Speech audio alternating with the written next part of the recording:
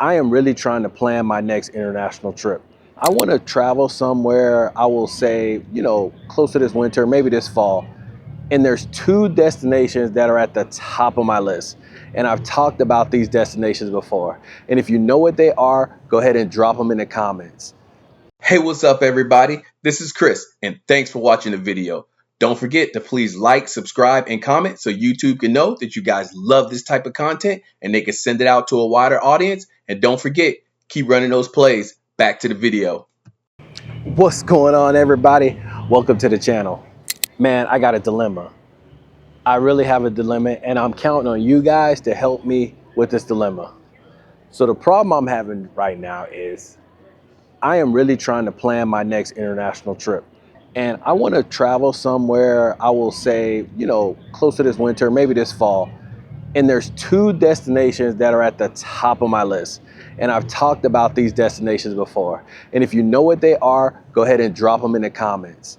They're very similar from what I've seen. There are some similarities, but there are some differences. And so I'm really just looking for some feedback. And even if some people that have been to one of these locations or both, to give me some great feedback. So the two destinations I'm actually trying to choose between are Vietnam, specifically maybe Ho Chi Minh City or Da Nang, or Thailand. And that would be Bangkok or somewhere near the beach in Thailand. So what do you guys think? Which destination should I go to? Now, there are some strong cases for both. And this is just based on me, watching videos, listening to other folks, using ChatGPT for research. So this is what I'm hearing and this is what I'm reading. You guys tell me I'm off base. We'll go ahead and start with Vietnam. So one of the reasons why I really want to go to Vietnam is Ho Chi Minh City. Man, I've really watched so many videos on Ho Chi Minh City. Man, it's got me going crazy. Like, I really want to go to this place. One of the things I really saw that I really liked about Ho Chi Minh City was the coffee culture. And you guys may not know, but I'm a huge coffee person. I love a good cup of coffee, and I know Vietnam has a huge coffee culture. I know there's coffee shops on every single corner, and I can definitely go there and try some authentic coffee. Now, of course, I love coffee, but I'm not traveling all the way to the other side of the world just for coffee. That's just one of the things. One of the other things that I saw about Vietnam that really piqued my interest was the walkability of Ho Chi Minh City and how clean it was. Now, I did hear some videos where people were talking about some things about Vietnam. One guy was actually saying that there's like some rats and stuff. You'll see them in the streets. If you know anything about that, drop it in the comments because I'm very much interested in that. From what I've seen, Ho Chi Minh City and the parts that I've looked at, it's a very clean city. And so I like the idea of a clean, safe city. And, that's something that's piqued my interest. The other thing about Vietnam that has really piqued my interest as, me as a content creator, I want to go to a place where, I can create content, right? So everything I've seen about Vietnam, people don't really care about the cameras. It's not a culture where people are going to be looking at you kind of crazy. You can have your cameras out and, people will be like, oh, okay, I'm just kind of in the background and nobody's stressed about, is this person videoing me? So that's something else that I saw. The other thing is, I would say the food. What I've heard is like the food is very good food that's there and also inexpensive. I think that would probably apply to Thailand too, but from everything I'm reading, like Ho Chi Minh City is a little bit cheaper than maybe Bangkok, Thailand, but they have a lot of really unique food and it's at a very affordable cost. And then also I heard a lot about some of the night markets where you could basically, walk around at night, very safe, purchase things and really have a good time. So those are some of the reasons why I was considering Vietnam. Some of the things that kind of have me apprehensive about Vietnam is, of course, the distance, man. When y'all know that I often go to Mexico, I often go to Gulf Shores, all of those are like day trips basically. You could fly to Mexico, you could be there in 2 hours, right? When I go to Gulf Shores, I basically drive there. It takes me 6 hours to drive to Gulf Shores, right? So these are short trips relative to going to Vietnam. If I went to Vietnam, like I'm thinking it's like what, 16 to 20 something hours, depending on, if you got layovers or something like that. Drop in the comments if you know exactly what it is. But I know it's a really long flight. I know it's north of 16 hours to get to Vietnam, right? So again, you guys know I still work, so I'm gonna have to take vacation to do it. And so you know also you have the jet lag that you got to kind of deal with, right? So if you're going to have a jet lag situations, you have to be able to adjust for that. So I feel like you got to have at least one day on the front end to adjust for the jet lag, and then you got to have one day coming back. So that's 2 days burnt, right, to adjust for the jet lag, and then you got to have 2 days for the travel. So before I even like plan anything, I got 4 days that's burnt up between the jet lag and the travel. So, the average person takes a week vacation. You add the weekends, you got 7 days. So I'm gonna have 2 travel days, one in the front, one in the back, and then I'm gonna have 2 days of jet lag to get back adjusted, one in the front, one in the back. And so realistically, in a week vacation, you only got 3 days. So my thing is it worth it to go all the way across the world for 3 days, right? Everything that I'm hearing from people is that you need more than 3 days to really have a good time.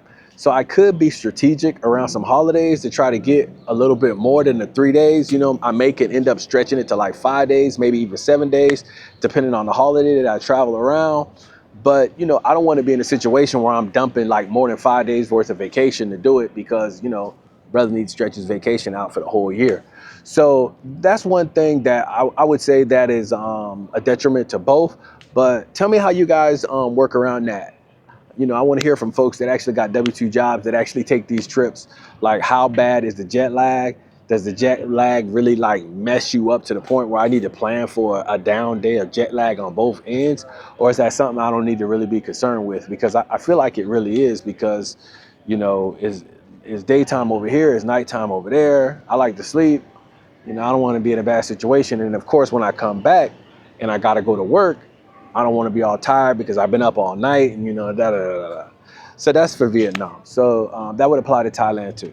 So let's talk a little bit about Thailand. So a lot of the things that I heard about Thailand that I really like is the fact that one is the fact that a lot of people over there speak English. And so, especially in Bangkok and more of the centralized area, and it's more than in Vietnam. I was watching this one guy, and he was basically saying that like the people don't understand. He was in Vietnam. He was like the people don't understand them, and he didn't understand them. And it was pretty funny, but it was a lighthearted moment. But of course, that would be something that I would have to deal with in Vietnam. But in Thailand, the more the people speak English. So because of that, it could be a little, a smoother transition to go to Thailand, understanding that more and more people actually speak English. Now, I don't have a problem with using translators and things like that. I actually think it's kind of fun.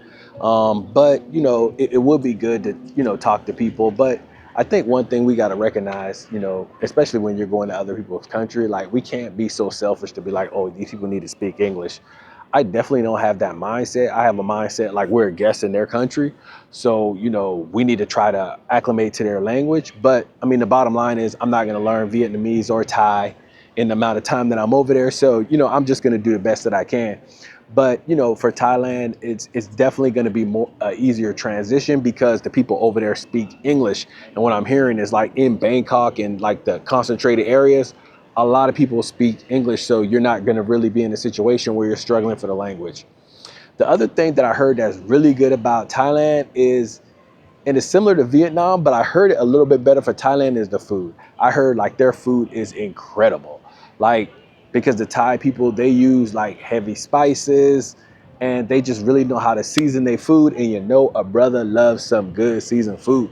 So I just heard so much about how much flavor that's in the Thai food. And I'm just about that, man. I'm about that life, man. I definitely want to go over there and have a lot of really good meals. And so that's another thing that I heard about Thailand that's kind of making me saying, man, dang, I wouldn't mind sliding into Thailand and eating some of that really, really good food, right? Um, and then another thing that I heard about Thailand that is really good is the the land of the thousand smiles. So they're basically saying like people are so happy in Thailand. You know, people just really want to help you, and it's more of a friendly vibe than Vietnam.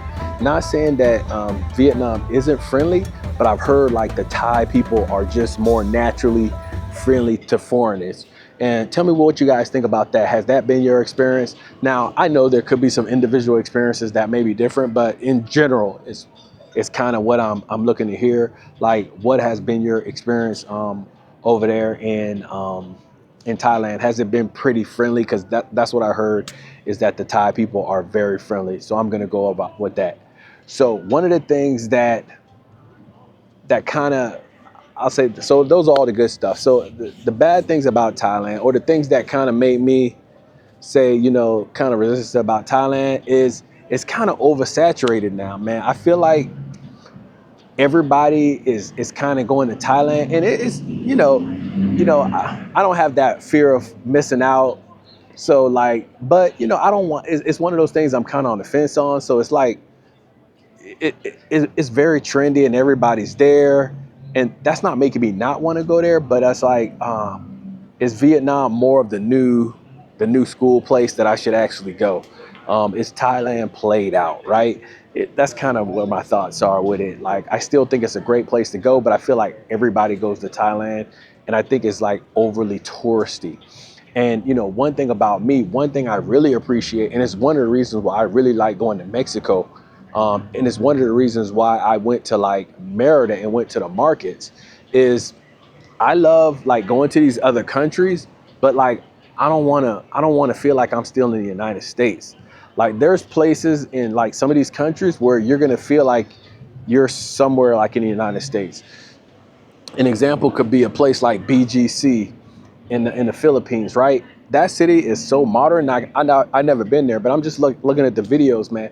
If you walk around in that city, the only reason why you're going to know you're in the Philippines is because the Filipino people are everywhere. Outside of that, you're not going to know that you're in a different country. And so, things like that, like, I feel like that's like the United States with a twist. And I'm not really looking for the US with a twist. I'm looking to experience a totally different culture.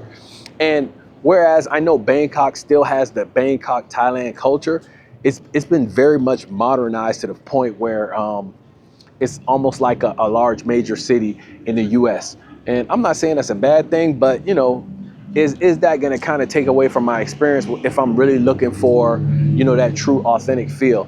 And there are some ways to get around that, right? I could still go to Thailand and maybe go to a different place in Thailand that's not Bangkok. But from what I'm hearing, like, if I want to go to a place where it's going to be a concentrated area to do a lot of things, like Bangkok's the place. So those are the two places I'm kind of looking at right now on where I want to go or potentially go. Tell me what you guys think in the comments, man. Are those two really good thoughts? Is there something that I'm not considering that I should be considering? Or is there another place that I can really dig into the culture somewhere, and I could actually go there? So drop it in the comments. And like always, man, please like, comment, subscribe. If you like more content like this, make sure you follow us and see the journey. We'll chat soon. Peace.